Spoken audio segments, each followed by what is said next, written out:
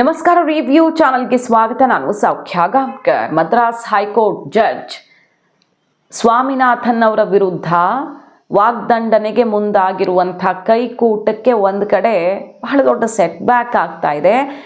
ಸಂಸತ್ನಲ್ಲಿ ಇದನ್ನ ಜಯಿಸುವಲ್ಲಿ, ಎರಡೂ ಕಡೆಗಳಲ್ಲಿ ಇದನ್ನ ಜಯಿಸುವಲ್ಲಿ ಯಶಸ್ವಿಯಾಗತ್ತಾ ಕೈಕೂಟ ಅಂದರೆ ಇಲ್ಲಿ ಸಿಗ್ತಾ ಇದೆ ಉತ್ತರ.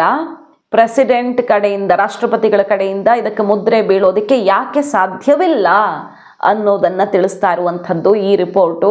ಅದನ್ನು ನೋಡೋಣ. ಅದಕ್ಕಿಂತ ಮುಂಚೆ ಕರ್ನಾಟಕ ಕಾಂಗ್ರೆಸ್ಗೆ ಶಾಕ್ ಎದುರಾಗಿದೆ. ಈಗ ಈ ದೀಪ ಹಚ್ಚುವ ಜಟಾಪಟಿಗೆ ಸಂಬಂಧಪಟ್ಟಂತೆ, ಹೈಕೋರ್ಟ್ ಜಡ್ಜ್ ಪದಚ್ಯುತಿಗೆ ಸಂಬಂಧಪಟ್ಟಂತೆ ಕರ್ನಾಟಕ ಕಾಂಗ್ರೆಸ್ಗೆ ಶಾಕ್. ಒನ್ ಬೈ ಒನ್ ನೋಡ್ತಾ ಹೋಗೋಣ. ಮಿಸ್ ಮಾಡಿದೆ ನಮ್ಮ ಚಾನಲ್ನ ಸಬ್ಸ್ಕ್ರೈಬ್ ಮಾಡಿ, ನಿಮ್ಮ ಅಭಿಪ್ರಾಯ ಕಮೆಂಟ್ ಮಾಡಿ ತಿಳಿಸಿ. ಎಸ್ ವೀಕ್ಷಕರೇ, ಸದ್ಯ ಈಗ ಕರ್ನಾಟಕದಲ್ಲೂ ಕೂಡ ಈ ದೀಪದ ಕಿಡಿ ಹೊತ್ತುಕೊಂಡಿದೆ.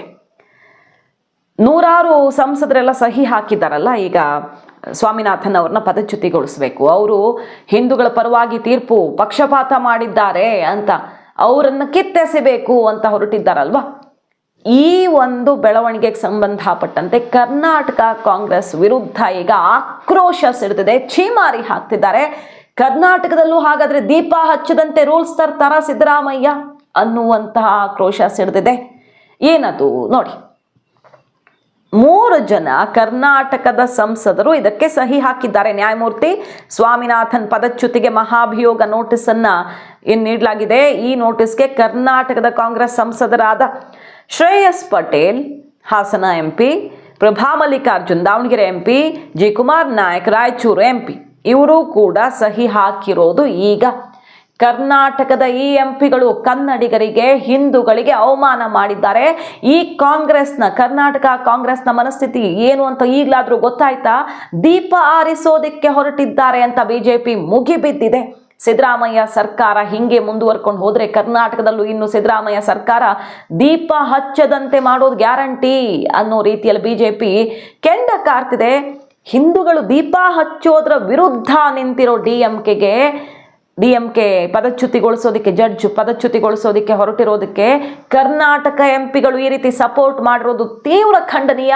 ಛೀಮಾರಿ ಇವರಿಗೆ ಅನ್ನೋ ರೀತಿ ಸಿಡಿದೆದ್ದ ಬಿಜೆಪಿ ಕರ್ನಾಟಕದ ಈ 3 ಎಂಪಿಗಳ ವಿರುದ್ಧ ಆಕ್ರೋಶ ತೀವ್ರಗೊಂಡಿದೆ. ಸೋಷಿಯಲ್ ಮೀಡಿಯಾದಲ್ಲಿ ಅಭಿಯಾನ ತೀವ್ರಗೊಂಡಿದೆ. ದೀಪ ಆರಿಸಿದ ಕನ್ನಡದ ಹೆಮ್ಮೆಯ ಎಂಪಿಗಳು ಇವರಿಗೇನು ಹೇಳೋಣ, ಹಿಂದೂಗಳಿಗೆ ಈ ರೀತಿ ಅವಮಾನಿಸ್ತಿದ್ದೀರಾ ಅನ್ನುವಂಥ ಆಕ್ರೋಶ ಈಗ ಸಿಡಿದಿದೆ.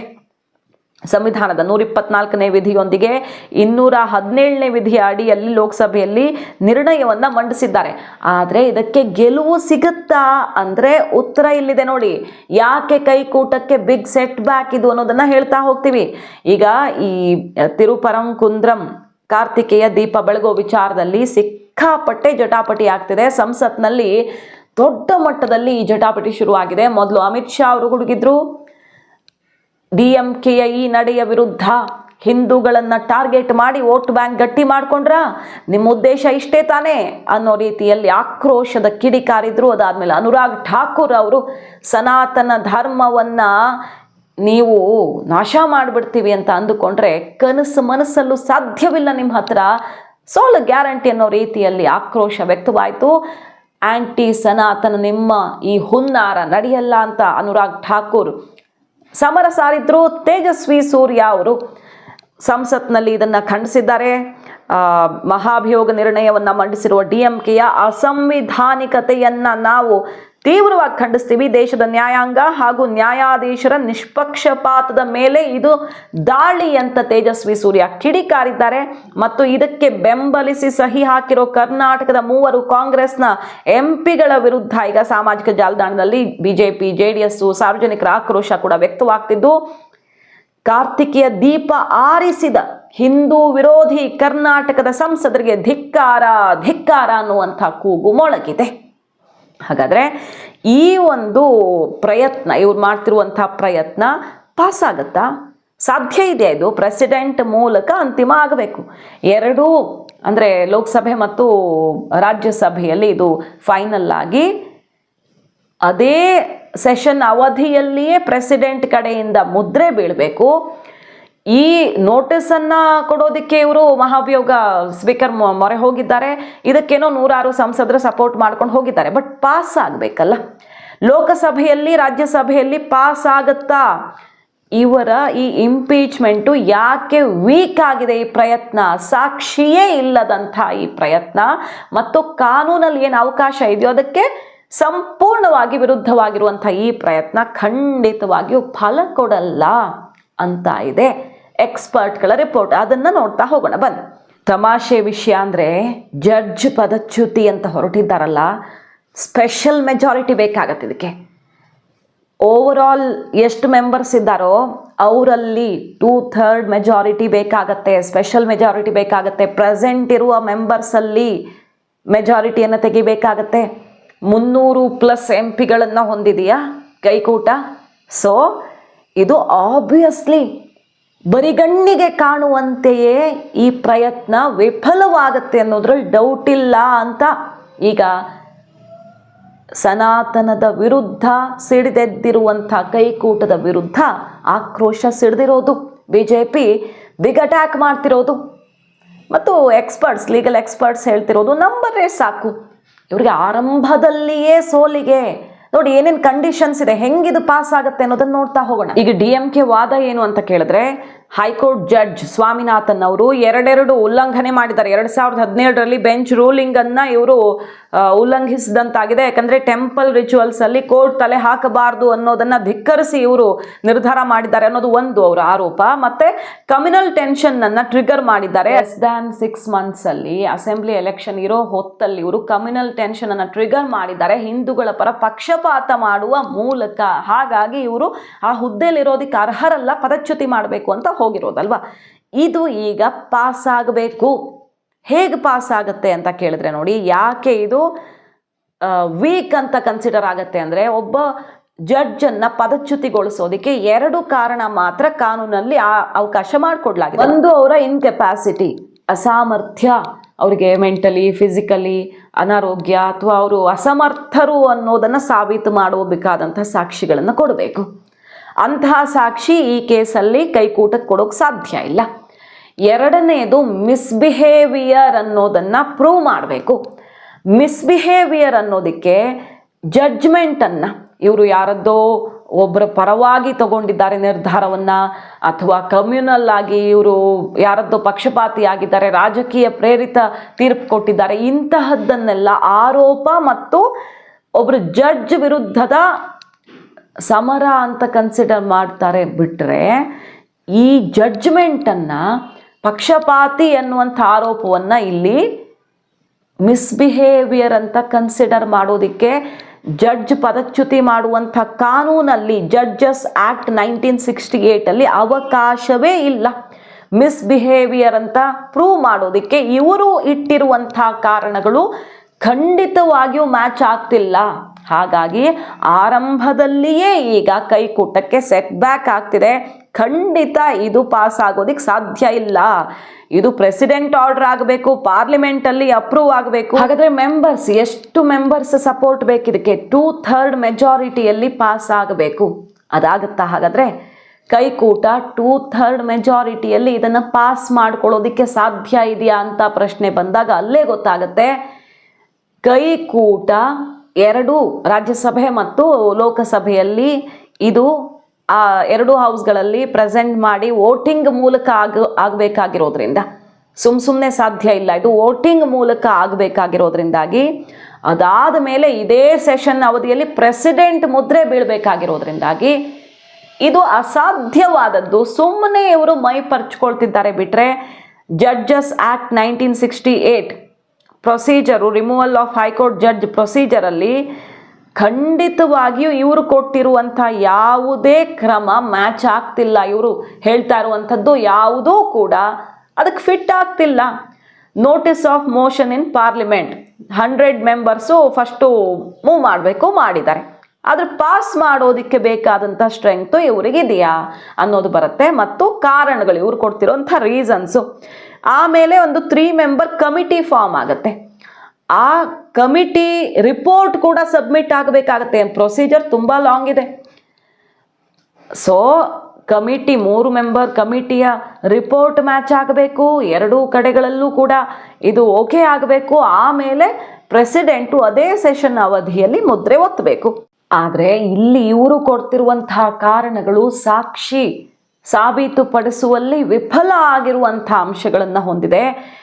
ಇಂಪಾರ್ಷಿಯಲಿಟಿ, ಟ್ರಾನ್ಸ್ಪರೆನ್ಸಿ ಮತ್ತು ಸೆಕ್ಯುಲರ್ ಫಂಕ್ಷನಿಂಗ್ ಅನ್ನುವಂಥ ಪ್ರಶ್ನೆಯನ್ನು ಎತ್ತುಕೊಂಡು ಇವರು ಹೋಗಿರೋದ್ರಿಂದಾಗಿ ಈ ಫ್ಯಾಕ್ಟರ್ಗಳು ಅಸಾಮರ್ಥ್ಯ ಅಥವಾ ಮಿಸ್ಬಿಹೇವಿಯರ್ ಅನ್ನುವಂಥ ಎರಡೂ ಅಂಶಗಳ ಅಂಡರೂ ಬರ್ತಾ ಇಲ್ಲ.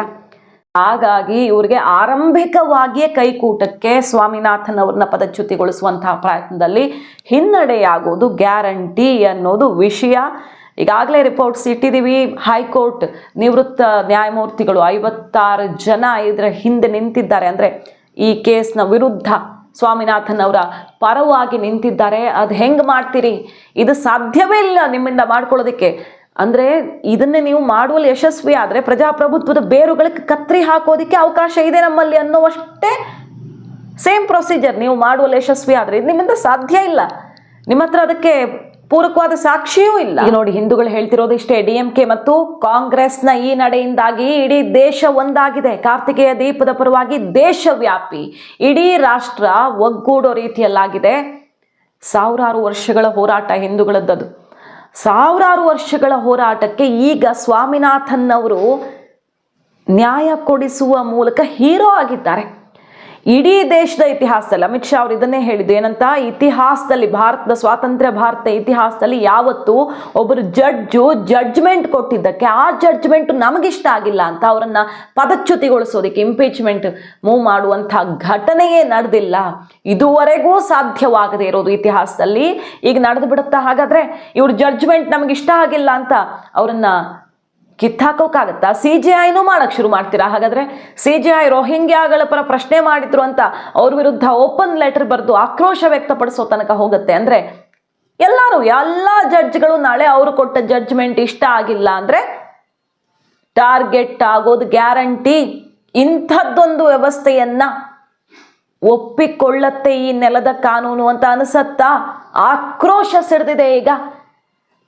ಜಮ್ಮು ಕಾಶ್ಮೀರದಿಂದ ಹಿಡಿದು ಮದ್ರಾಸ್ ತನಕ supreme court judge, high court judge, ನಿವೃತ್ತ ನ್ಯಾಯಮೂರ್ತಿಗಳು ಎಲ್ಲರೂ ಕೂಡ ಸ್ವಾಮಿನಾಥನ್ ಅವರ ಸಪೋರ್ಟ್ಗೆ ನಿಂತಿದ್ದಾರೆ. I rise to condemn the unconstitutional weaponisation of impeachment that the DMK has sought to achieve by moving the impeachment motion against Justice Swaminathan, who passed an order in favor of lighting the Kartikeya Deepam in Tirupparankunram.